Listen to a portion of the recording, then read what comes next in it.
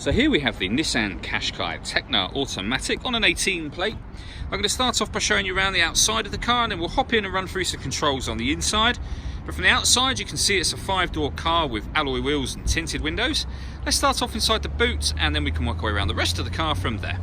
So as we approach the boot, you'll see we have reversing sensors. This car's also got a 360 parking camera. I'll show you that when we're inside the car. Plenty of boot space, as you can see, along with that 60/40 split folding rear seat. Okay, so we're just going to work our way back round to the front of the car and then we'll hop in and run through some controls on the inside. But now that we've done a full circle of it, you can see it's in excellent condition the whole way round. Just briefly before we climb in, I think it's well worth seeing the interior from this exterior point of view. There's plenty to run through on the dashboard, so let's hop in and we'll do that now. Okay, so now that we're inside the car, we're going to start with the dials. On the left hand side we have the rev counter, and on the right hand side the speedometer and fuel gauge. In the middle you can see the total miles of this car, which are 12,806.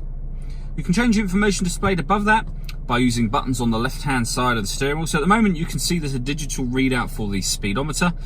You can change that to various different menus, so your settings menu, tyre pressures, back to audio, fuel economy, so your fuel economy menu gives you a little bit of information there, and then back round to the beginning again with the digital readout for the speedometer. If we back out to the steering wheel, on the left hand side are the buttons I was using a moment ago. We've also got stereo controls over here. On the right hand side we've got cruise control and speed limiter, the ability to answer and end phone calls, and we have voice activation for the phone. So hit that button, ask it to dial any one of your contacts list, and it can do that for you without you having to take your phone from your bag or pocket. That is, of course, once you've paired your phone up, and that is done over on the touchscreen just here. So once you hit the phone button up in that top corner, you then hit connect and pair new device, and then just follow the instructions on screen. When it comes to music in this car, you can see we have DAB radio. We also have FM and AM as well. If you want to listen to your own music, you can do that by using the CD player. We've got auxiliary input, USB input, and you can stream music wirelessly via Bluetooth audio once you pair up your phone. This car's also got satellite navigation. There's a full video showing how that works on both our website and Facebook page. And I mentioned when we were at the rear of the car that we had a 360 parking camera. So you can see the image on the left-hand side is the bird's eye view image of the car, exactly where it's parked. And then we have a reverse camera image on the right with guidelines showing you what direction the car is headed in relation to the image that you see on the screen.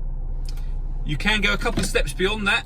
If you press the camera button just here, you get a front-facing camera and the bird's eye view, or a front-facing camera and your front passenger side wheel.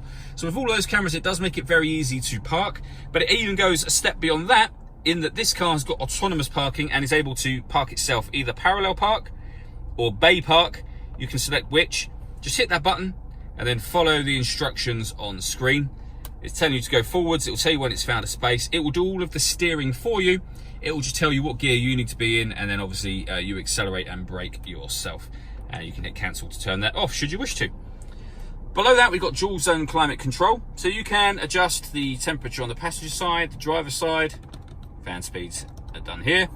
Determine where you'd like the air to be distributed, then hit that button to turn the air conditioning on, or hit auto and the car will take control of the fan speed to maintain those temperatures for you.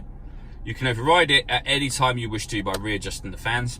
And on the right hand side we have a rear heated screen and a proper heated front screen as well.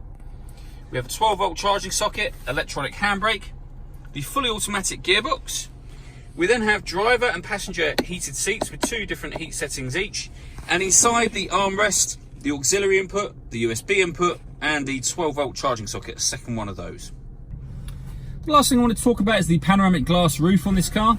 Give that button a push and the sun blind will open all the way to the back of the rear seats. Lets in a huge amount of extra light, as you can see. All that leaves me to say is thank you for taking the time to watch this video. If you'd like to come and see the car in person and have a test drive, please feel free to call any of our MJA sites. We'd love to hear from you soon.